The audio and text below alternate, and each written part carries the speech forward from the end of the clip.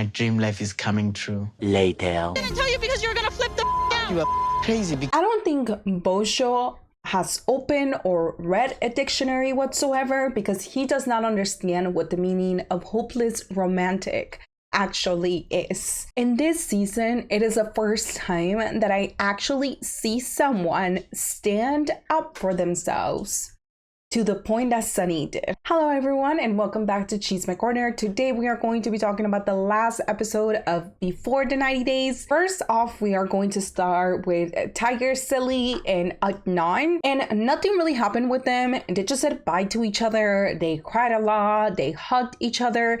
Tigersilly talked about her kids and how much she misses them. I'm happy to go see my children. I've been. You sure about that? I think if your kids are really that important to you, then you're gonna bring them up. And now let's talk about Ingrid and Brian. We see Ingrid at her home telling us, you know, it's been a week since Brian arrived. Tem sido uma montanha-russa de emoções. I think I also need to be compensated for all the trauma that Brian has put us through. Not just me, but every single one of us. Ingrid revisits the moment that they experienced and how creepy Brian was and how he didn't even take time to listen to what she was going through or just even ask her, you know, are you okay with this? Do you want to do this? E ele ficou chateado quando eu falei, não vou e não vou deixar. E ele saiu. When he got shut down of no, you cannot, you know, do what you want, he threw a little tantrum like the baby he is. Sexo oral é uma coisa mais íntima do que sexo normal. Ingrid goes on to explain that to her, oral sex is more intimate.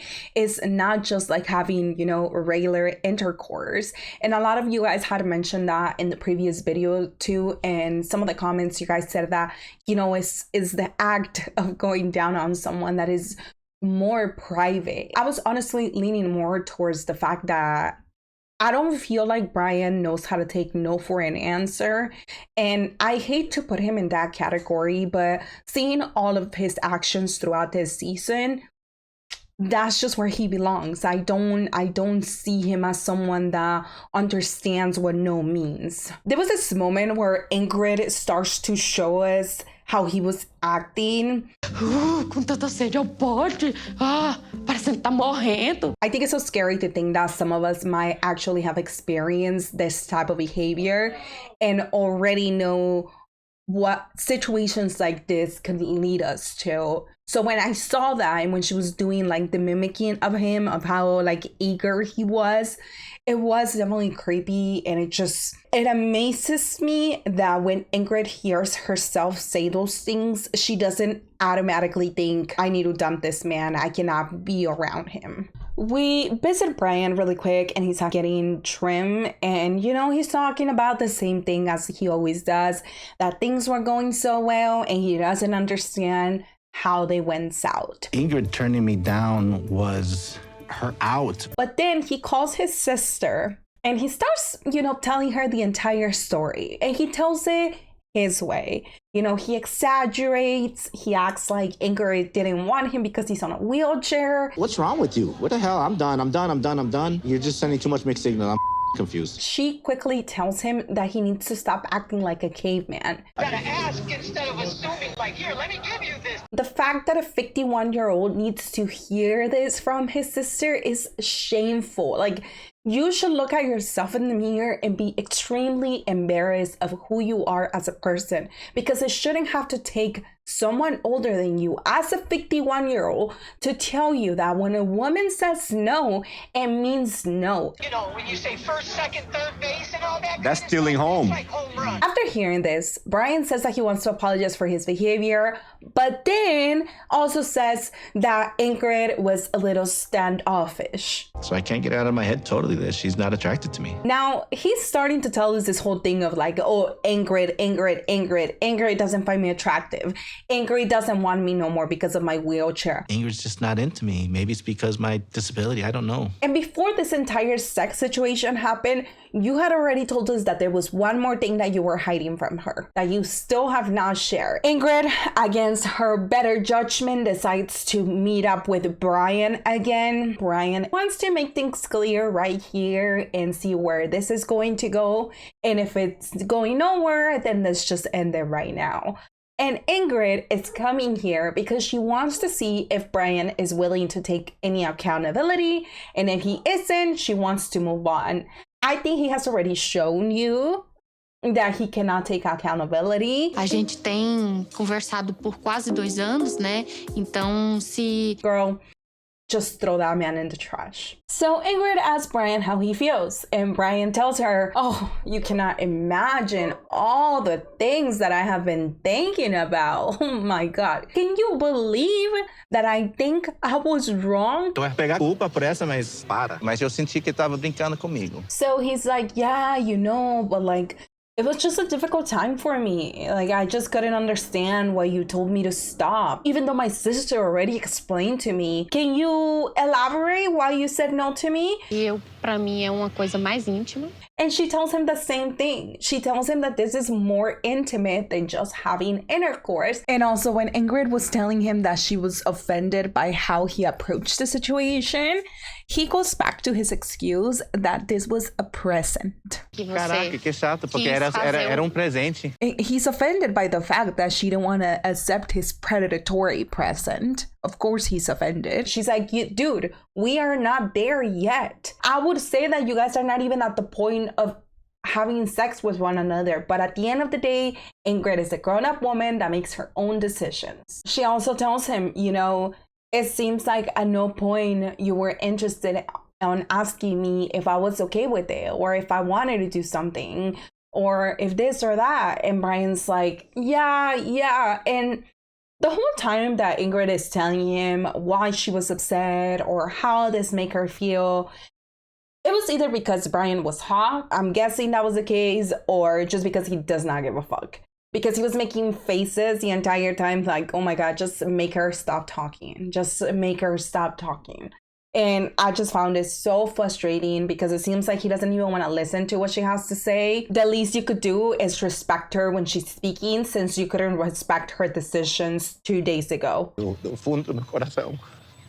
And cue the crocodile tears, because why in the world are you crying? It's like you want us to feel some type of pity towards you. Trust me, the audience does not feel any pity for you. A gente pode continuar seguindo, tentando, né, aproveitar os dias que... Ingrid forgives him. She says that is fine. Both of them agree that they're going to respect each other. And Ingrid says that she knows there has been a lot of poor communication. And to make it up, they're going to go to a different town to just like, I don't know, start all over again.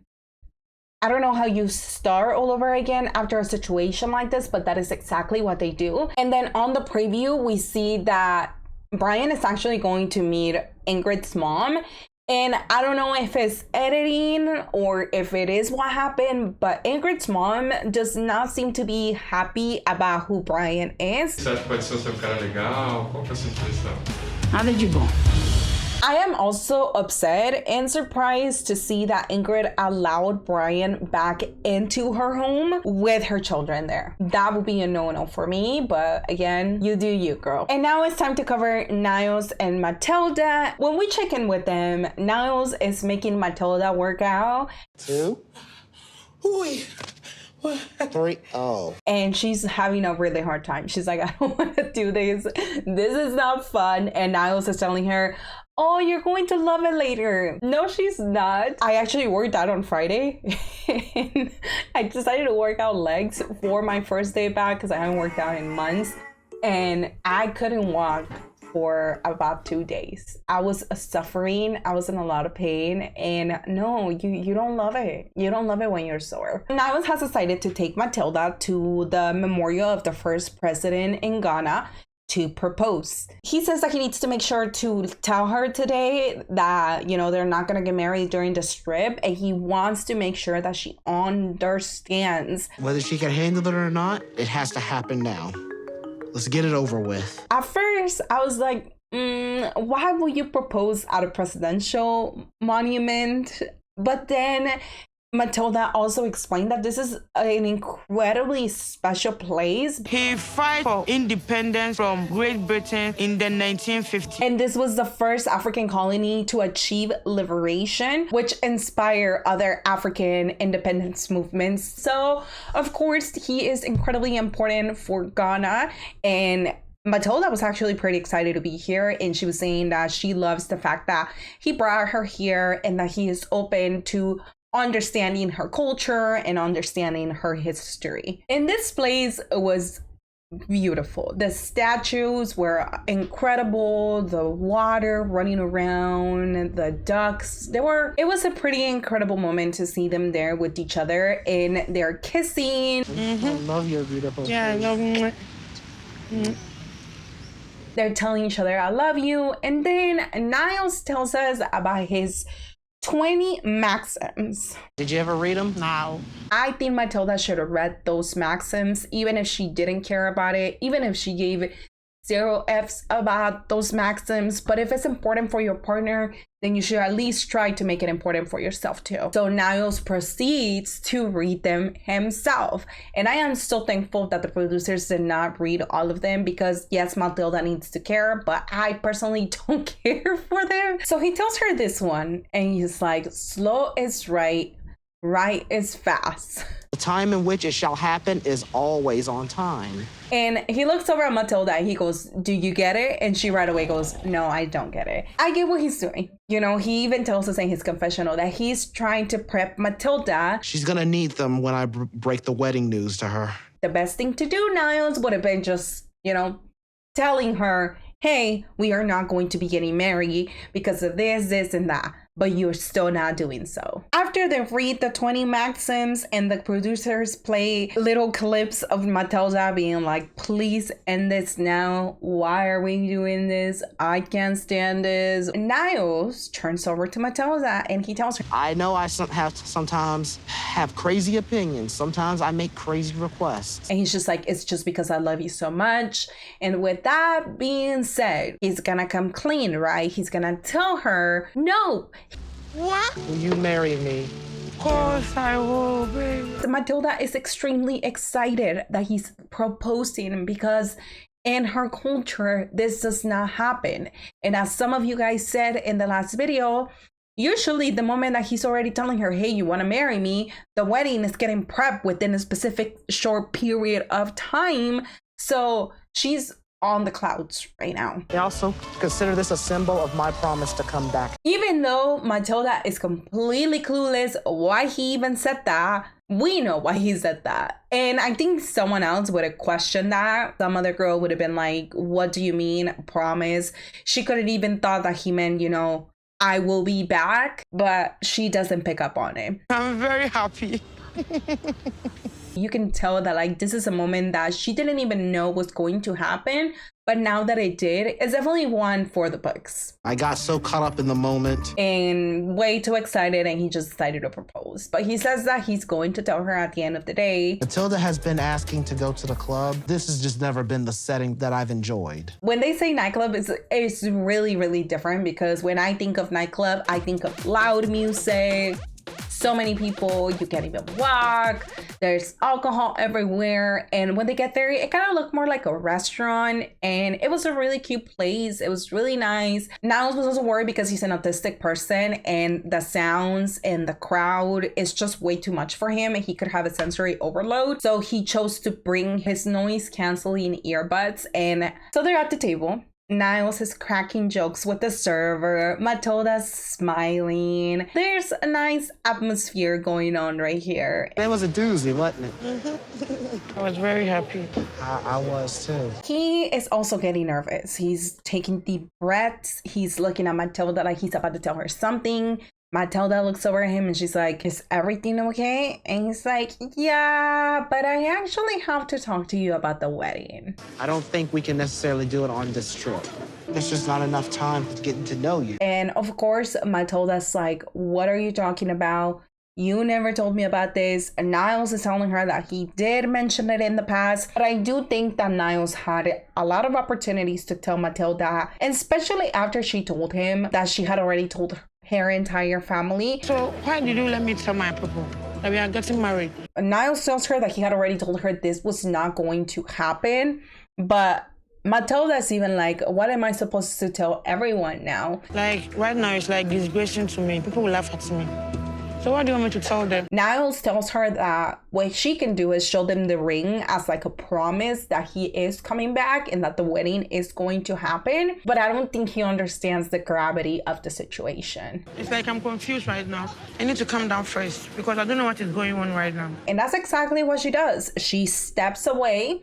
She tells him that she feels disgrace and that she needs time to think about this. Even when she's having a confessional with the producers, she's telling them like, is this a joke? Because what else is she supposed to think right now? Like, I feel like dying right now. And I'm very thankful that her reaction was not disproportionate. I think that a lot of people, and I'm including myself at the beginning, thought that like Matilda was going to lose her shit and was gonna start yelling at him and screaming at him and just losing her mind. But she was very composed about the situation. But it's disgracing me right now. I need to go home. Honestly, even if she cuts them out for a second, I would have been okay with it because she was under the impression that we're getting married. There's 200 people coming. I think it is a big deal. And now let's check in with Banja and Bozo. Banja is getting off the plane because she has to meet her connecting plane.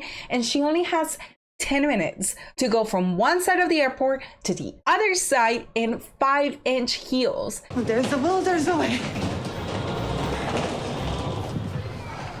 This woman is insane. I would literally put tennis shoes on and run to the other side. And unfortunately, she still hasn't heard from him and she missed her flight. So now we are going to meet Bozo. He's a 30-year-old from Split, Croatia. He is a semi-pro basketball player. He's not tall. He also says that when you are not tall, you have to be fast, strong, versatile, and he's none of that. At least I have good smack talk. Jacob, you can go home. So I guess that's what pays the bills in this situation. But no, that's not what pays the bills. We actually find out that this man right here is unemployed. Yeah. He says that he talks to everyone. He has a big heart. Sometimes I feel like I'm a stray dog. Bozo claims to be a hopeless romantic, even though he says that for his last relationship that he was so in love with this girl, his sports were more important than her. So she left me and broke my heart. But it was my fault. And this is why, I'm like, what do you mean by you're a hopeless romantic?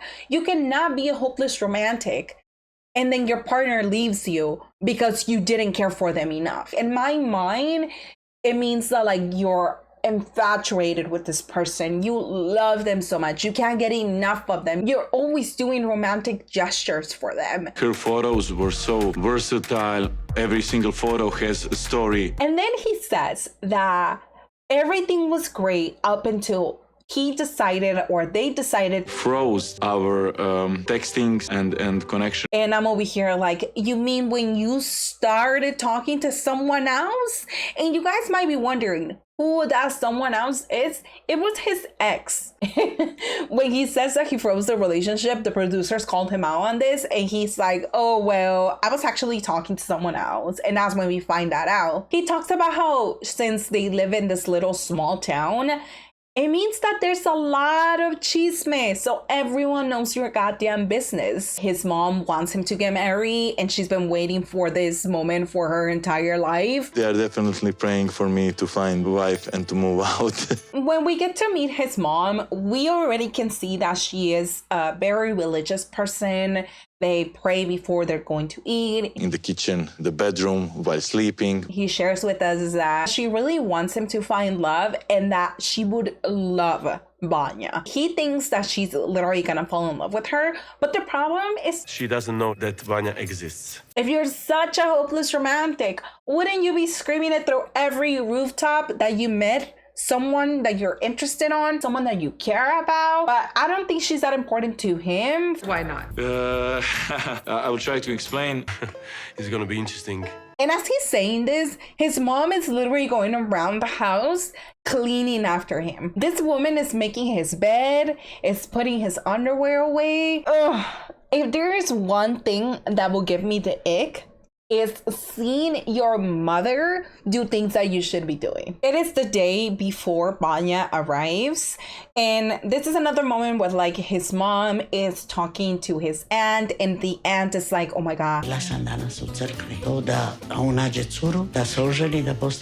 I think what mom's trying to do is just get this baby boy out of the house for another woman to take care of him. And Bozo shares that one of the reasons why he hasn't told his mom is because she's gonna start putting pressure on him to get married, and he just doesn't want to deal with that yet. He says that like she's gonna call, you know, like her besties and be like, hey, we gotta start planning the wedding, my son's getting married. She will put a big pressure on me to tell Banja some things that I'm not ready to deal with. And what are those things that you're hiding? Because so far we know that he's unemployed, and that's something that gets touched on later. I know I brought it up sooner, but it's just, I think it's so important. Like it's a big deal. This woman has 4 freaking jobs, and I will be surprised if she already knows about that. It looks like Bozo and his mom went to church, and once they're out, Bozo takes this opportunity to tell his mom that, you know, he met someone. Krasna cura, krasna. Banja se zove. She's gonna be coming here for 3 weeks so she can get to meet him. And you can tell the moment that mom heard, I found someone, she was like, this is the best day of my life. Even on her confessional, she literally turned, she looks up at this guy and goes, thank God that he finally found someone. She also says that she really hopes this relationship works out between Banja and Bozo, but that Bozo needs a lot of help. She says that he will be a wonderful husband and amazing father. That's another thing that I'm worried about. Bozo is looking for a woman to mold him into becoming a man. He's probably still lying to Banja about him not being paid as a basketball player. He doesn't have a job. He didn't tell his mom up until one day before she arrived. There's a lot of things that are coming up that I'm just like, your mom's still doing your laundry, your mom's making your bed, like how old are you again? And here's what mom brings up to him. Did you already tell her that you're unemployed? And she's like, boy, those are basic things in a relationship. You should have already told her that. But he's like, oh yeah, but I told her I do basketball. And she reminds him that this is just recreational. But after some time, I was replaced by other. And look, I'm all up for people being in different brackets, financially and education-wise. However, you must be honest with that person for them to be okay with that. I'm willing to bet that Banja is looking for someone that matches her financially and that matches her drive. Bozo doesn't seem to be that type. You have had enough time, I would think, to find a job, to have a stable life. It's fine if you're with your mom. Okay, like that's not a big deal. To me, what's the big deal is the fact that she's doing your laundry, that she's making your bed, that she's doing your chores. Also, your mom saying that like Banja needs to help you. Why does she need to help you? But it also goes to question if mama has been doing a good job, because I do also feel like mom has pampered Bozo way too much to the point that he doesn't even know how to do those things. I just feel like the mom has a lot to do with this. I feel like she pampers him and she enables him to not wash his own laundry and to not make his own bed. But that's all we get for those two. Now let's move on. It is the next morning and Sunny and Veah are very happy with one another. They're looking out the window, looking at the beach. It looks incredibly beautiful. They're talking about how much fun and how incredible it is that they get to be next to one another. Veah just blurted out that there was no sex whatsoever. So was there any foreplay I would say maybe one play. I'm under the impression that one play means one person had fun and the other person didn't. My legs were like chicken legs. Sunny also calls her chicken legs and tries to tell her that it is a compliment. So when we feel the chicken skin, we feel that thing. If someone told me my legs were like chicken legs because of the bumps on the chicken after you remove all the feathers, I would not like it. If you tell me my legs look like chicken because they're, you know, nice thick legs, I'll be like, oh, thank you, thank you, thank you. While Sunny is being an amazing boyfriend and getting them breakfast and tea, Veah is... Hi, Rory. Hey, what's up? You're alive. Yeah. And she's telling him that she doesn't want Sunny to care when he finds out about Rory, that, you know, she just wants him to have a good reaction and for him to be okay about the situation. This girl literally lives in stupid land. I want us all to be like cool with each other and him just like look past the fact that you're my ex-boyfriend. Stop it. Get some help. The whole time that she's talking to Rory, she's like, oh my God, I gotta let you go. I gotta let you go. Sunny's gonna come back. Sunny's come back. You wouldn't be going through this if you didn't call him whatsoever. Just saying. I'm trying to be the Mr. Perfect man. I can hold your hand. When they're in the taxi, Veah reaches over to hold his hand and Sunny is like, oh my God, I've been waiting for this moment because he doesn't want to do too much. So when they get to the gondolas, Sunny's like... It's like a little bit like a Titanic moment. But we are not dying. I actually think Sunny might die after he hears that Rory's here, but it's not going to be a Titanic moment. Oh no, it might be.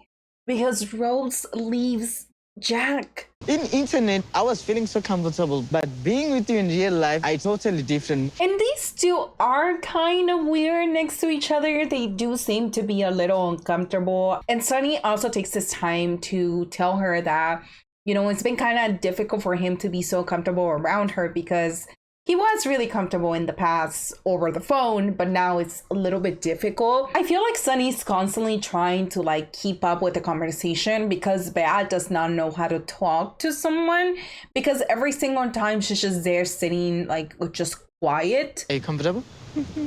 You happy? Yeah. I'm glad.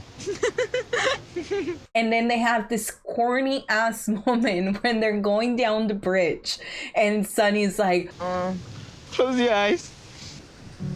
And then they kiss a couple more times. And even their kisses were so freaking awkward. Sunny tells Veah that he's never going to forget this moment, that this is going to be something that he's going to remember for the rest of his life. And I'm over here sitting like, oh yeah, man, you're never gonna forget this moment. I really do appreciate you for everything you're doing. You're coming here, spending time with me. He also doesn't shy away from telling Veah how much he appreciates the fact that she made her way all the way over here. Especially, you know, Veah said that she was incredibly nervous to travel because she's never done it in the past and she just didn't know how it was gonna go. I mean, that's her whole reasoning as to why she's bringing her ex with her. And then Veah turns to him and goes, is there anything that could ever change how you feel about me? No, never. Is there anything you would like to tell me? And instead of Veah taking the opportunity to come clean to Sunny right here, she doesn't. I just don't want to run our cute moments together. I remember in the past, like when I went out with my ex, if we had a beautiful date, you know, we went out, he got me roses, he did all these cute things for me, but then I found messages with someone else. I don't remember the beautiful things. I remember that he lied to me. I remember that I found the messages. I remember that we got into a fight. So that's exactly what's gonna happen because only 2 hours later... You're playing with me. I'm not. What the Veah? Because it turns out that Veah was texting. I don't know who in the world Veah was texting. Maybe Rory. I'm pretty sure it was Rory. And because they already have trust issues with one another, Sunny was like, let me see your phone. And he took it away. I don't agree with like Sunny taking her phone away. So he takes the phone away. He goes through the phone and he finds a photo of Rory and Veah on the plane together. And this is how he found out. You could have told him when you guys were at the river, but you chose not to. And now he gets to find out by himself. And that is the worst case scenario, Sunny is running for it, and Veah keeps trying to get him to like come back, and then he's like, don't touch me, go touch your ex.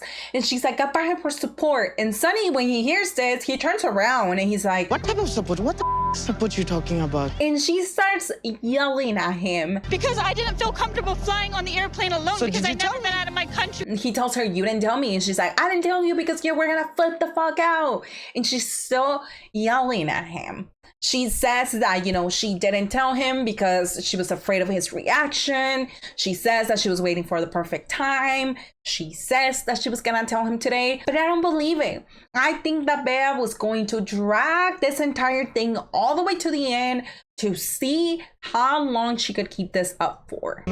Dumb to you? Do I look dumb? You bringing I your didn't ex? say you were dumb. I'm like, are you sure? Because if you respected this man enough, you would have told him since the beginning. But at the same time, I'm just a little confused because you have an entire crew, a bunch of cameras, producers with you. We already saw that, like, when Ingrid was in trouble and she felt like she was in danger, she called the producers and they helped her.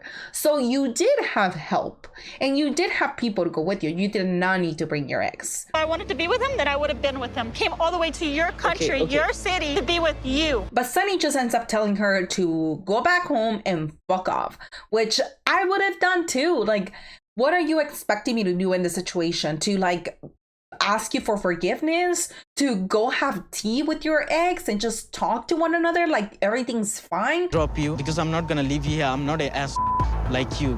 It's like, oh man. I think the best thing that you could do in situations like this is to just keep your cool. And Sunny was keeping his cool. And there was even moments where he was like, do you not feel bad about what you did? Don't you feel a little bit shame or sorry for me that... Do you not think about me? Like, I've been doing everything in my hands to try to make you happy during this trip. And you brought your ex. And she keeps telling him like, oh, but I don't have feelings for him. I don't feel anything for him. And Sunny reminds her, it's not about the feelings. We don't have feelings for each other, It's not about the feelings. It's the fact that she lied to him. And Veah is taking zero accountability for this. She's becoming extremely defensive, which I think is the last thing that you should be doing because you are wrong. Even when they get to the hotel and Sunny gets out of the car, he opens the door for her. Like, I don't know if he's doing it to play for the cameras or he's doing it because he's genuinely like a nice guy. And he gets to the hotel, he opens the door for her, he gives her the key. He's like, you can have fun. I'm going back home. Like, this man really kept his composure. And when Veah tells him, like, don't you want to talk about the situation? You lying and you don't accept that you're lying and you don't want to apologize. And that makes me to not trust you more. And I agree with him. Even after he says that, she doesn't even apologize for the situation. Like, I understand that Veah has had a lot of trauma and has been through a shit ton of things. But haven't we all? I want to fight for this relationship. That's what I came here for. And fight for it. If that is really what you want to do, fight for the relationship. This, what you're doing right now, is not fighting. You should have already called your ex and been like, hey, dude, you need to go back home. I'm sorry, but my relationship with Sunny is way more important than my relationship with you at this point. And I really, really need to fix this. But you can't even do that. Sunny starts grabbing his things. He says that he's extremely sad that this situation had to go down like this. I don't know what's going to happen with them on the next episode. I want to be hopeful that we are finally going to see someone that, you know, says, no, you cannot play with me. You cannot play with my feelings. I am not a toy, and leaves. When Sunny goes outside and the producers ask him how he feels and what's going to happen now, I don't find any reason to be here anymore because there's nothing left for me. He talks about, you know, again, how she broke his heart, how she doesn't see that Rory is here to destroy the relationship, which we did see at the beginning of their segment when they introduced them to us. And then he says, this thing gonna me up for a long time. And I was just like, yep, I feel it. I feel it, because when situations like that happen, sometimes it's really difficult for you to get back on that mindset of, yeah, this person is genuine, they love me, they're not gonna play with my feelings. Veah sends him a message, like a message is going to fix anything. Like, you could have just gone outside, you know, he's still out there. But she decides that changing into her pajamas and doing her bedtime routine is more important than actually going outside after Sunny. And she sends him a message, and then they ask her, are you guys broken up? And she's like,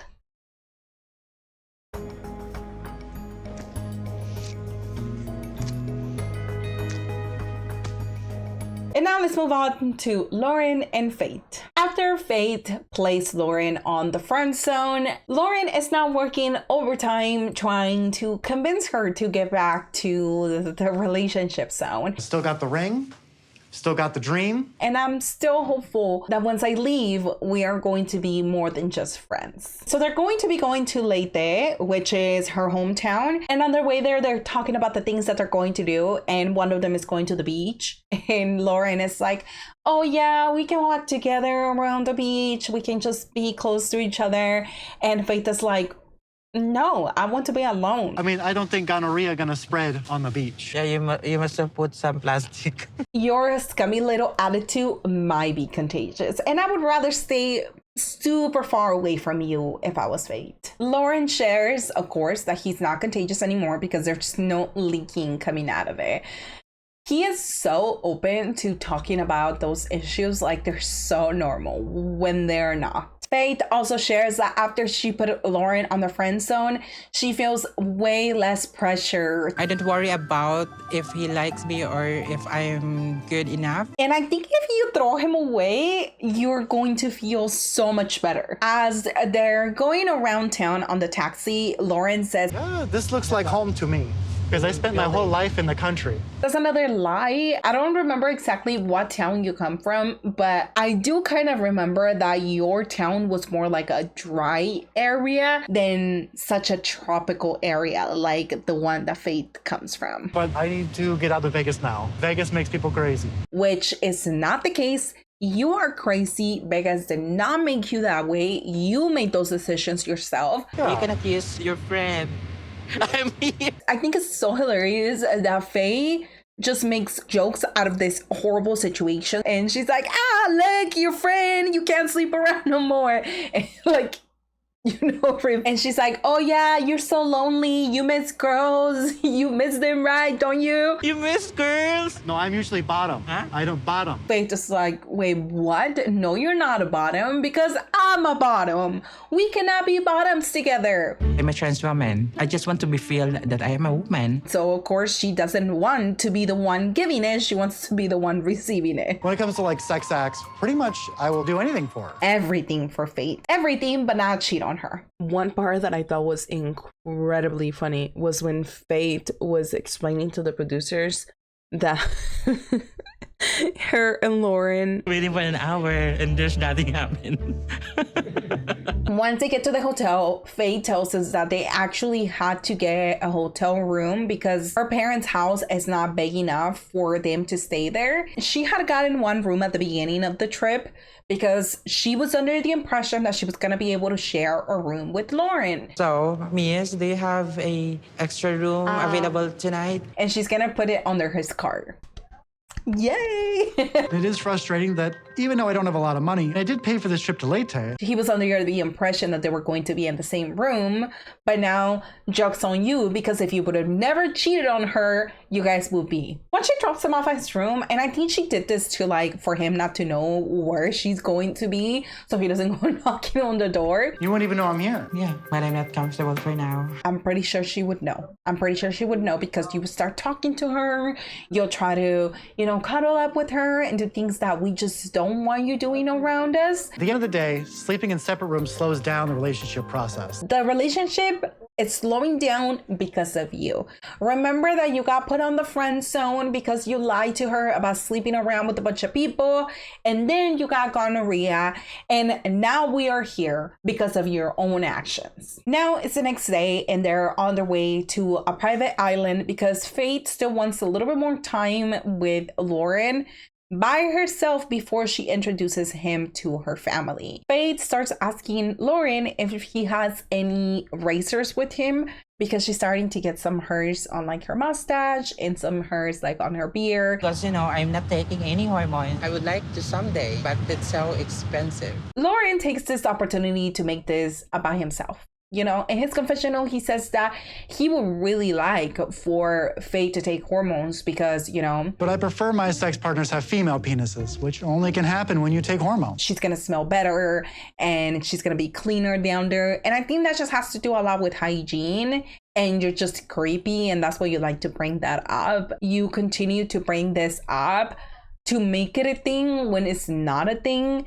And then you create this dilemma around all of us listening to your stupidity of thinking, oh my God, is this real? Is this not real? You know, I miss the memories together with my family, so. Loren also asked her why she doesn't work here in Leyte. And she's just like, well, the salary is not the same. When I work in Matilda, I get paid more. And if I worked here, I wouldn't be able to do all the things that I want to accomplish in my life, like give my parents a good life and give them a home and do all these things for them. It was a really special moment, I would say, to listen to the goals that Faith has in mind because she loves her family so much. And what does Loren decide to do? Loren decides to give her more dreams that he is not going to be able to accomplish. Right, get some money, buy your family a house, live in Leyte. With what money, Loren? What money? You have no money to buy a house. You still owe child support back in the States. I know by American standards, I don't have any money. By everyone's standards, you have no money. Not just American standards. So they get onto the boat that's gonna take them to the island, and Faith is, you know, happy to be here. She's extending her arms.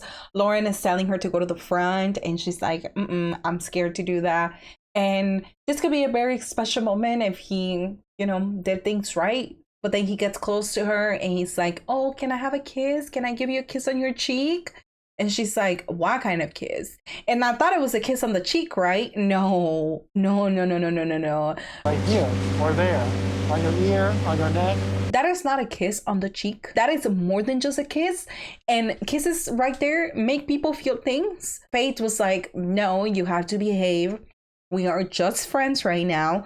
You cannot do that. And in her confessional, Faith shares that Loren has always, you know, been extremely charming towards her. And even right now, he's telling her, like, I want to help you. I want to help your family. I want to buy you guys a home. But she knows damn well that those are empty promises because he has no money. So how is he supposed to do those things? So I worry he could just be telling me things. Maybe he's just saying all these things to try to win her back and then disappoint her again. I would love to hear what you guys think about the situation. Do you guys think that Loren can actually provide a home for Faith, which I doubt he can even do that? What do you guys think of Bozo? You know, this is the first time that we meet him and we're seeing a lot of little things that are coming up that I'm very hesitant about with him, and I would love to hear you guys' thoughts in regards to that. What do we think of Sunny's reaction to finding out that Rory is here with Veah? What do we think about Matilda's reaction to finding out the wedding's not gonna happen during this trip? And do we think that things are going to escalate between Matilda and Niles on the next episode? For the preview, it looks like Loren is worried that Faith's family is not going to approve of him. It also looks like Tigersilly is discovering more possessive traits from Adnan. Not surprised, you shouldn't be either. Niles and Matilda have an argument in the car whether he told her we are not getting married during this trip or he didn't. Chitty talks about wanting to get back with Crazy Chicken Girl and Victoria cries over it.